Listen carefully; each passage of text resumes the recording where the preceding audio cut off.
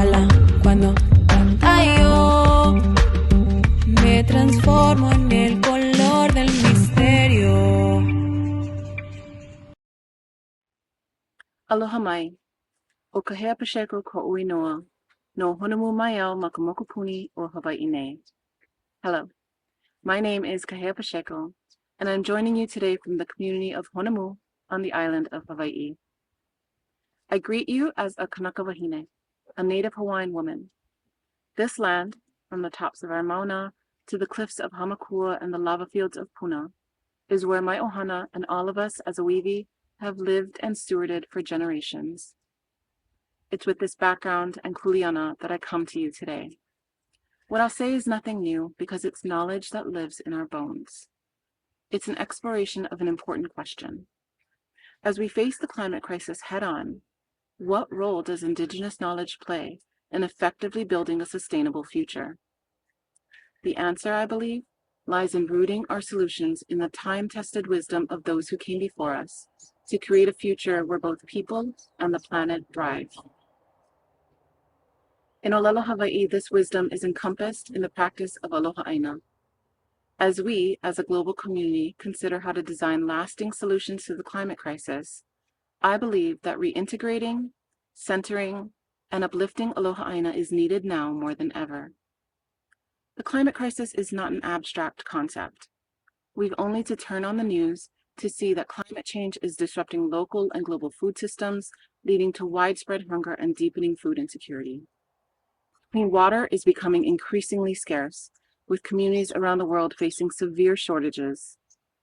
In the last 50 years, 68% of the world's biodiversity has been lost, with nearly 1 million species at risk of extinction due to human activity. Here in Hawaii, scientists expect sea level rise and coastal erosion to cause 40% of our current shorelines to be lost by 2050, displacing communities, destroying ecosystems, and flooding low-lying areas where so much of our food production is centered. And for places like the island nation of Kiribati, Hawaii's closest foreign neighbor, the stakes are even higher. Kiribati will be the first country swallowed by rising sea levels.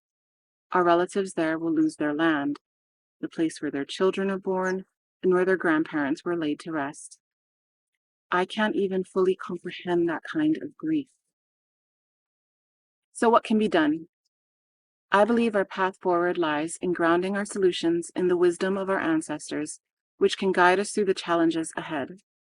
In Hawaii, we say ika wā ma mua, ika wā ma hope, meaning in the time in the front, in the time in the back. Though the future remains uncertain, like walking with our backs to the unknown, the lessons and wisdom carried through our Indigenous ways of knowing can help us navigate this unpredictability. This isn't about rejecting technology. It's about recognizing the deep value that Indigenous knowledge brings to shaping a sustainable future. Putting the tenets of aloha ʻāina and other traditional knowledge systems into practice can deeply impact the climate crisis. From an Iwi perspective, aloha ʻāina encompasses not only a profound love and respect for the land, but also a deep personal connection to it as a living entity. It embodies a commitment to nurturing and sustaining our natural environment and recognizing the land as integral to our identity and well-being. In Olelo, Hawaii, ʻāina is our word for land and means that which feeds us. It's also the word my ancestors used for family. This reminds us that the natural world is alive, living and breathing, working to feed and nurture us. Everything we see is a member of our family. Just as those relatives care for us, we are called to care for them. For Kanaka Iwi, our relationship to and with ʻāina is how we place and know ourselves in this world. So let's ask ourselves, what would the world be like if we all recognized our kinship with the lands on which we stood? How would the new closeness of this relationship shape the choices we make around fossil fuels, conflict, capitalism, and corporate bottom lines? Indigenous knowledge and practices around natural resource stewardship are proven solutions to the environmental and climate challenges we face. According to the United Nations, Indigenous people manage or have land tenure rights over just about a quarter of the world's land surface. Yet those lands house 80% of the planet's biodiversity. Studies have shown that lands managed by Indigenous peoples, particularly Indigenous women, also have healthier ecosystems and greater resilience to climate change. We see evidence of this throughout my work with Women's Earth Alliance, a global initiative to protect the environment and the climate crisis and ensure a just and thriving world by empowering women's leadership. In Indonesia, within the Losure ecosystem, a biological hotspot critical for maintaining the planet's ecological balance, and the last place on Earth where Sumatran orangutans, tigers, rhinos, and elephants coexist, Indigenous women are not just protecting their lands.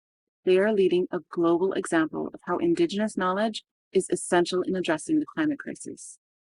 Through WIA's Indonesia Advocacy and Entrepreneurship Program, in partnership with the Kata Hati Institute, Indigenous women are applying centuries-old wisdom to confront destructive practices and protect more than 350,000 hectares of critical forest. These examples show that the integration of Indigenous knowledge, like the practice of Aloha ʻāina, is crucial to our efforts to combat the climate crisis. Indigenous wisdom and stewardship offers us a path forward, rooted in deep, reciprocal relationship with the earth, providing a blueprint for sustainable living that can guide us toward a more just and resilient future. So as I close, I want to offer some ways we can each lean into the practices and knowledge that have sustained our communities for thousands of years and use them to chart a course for the next 1,000 years.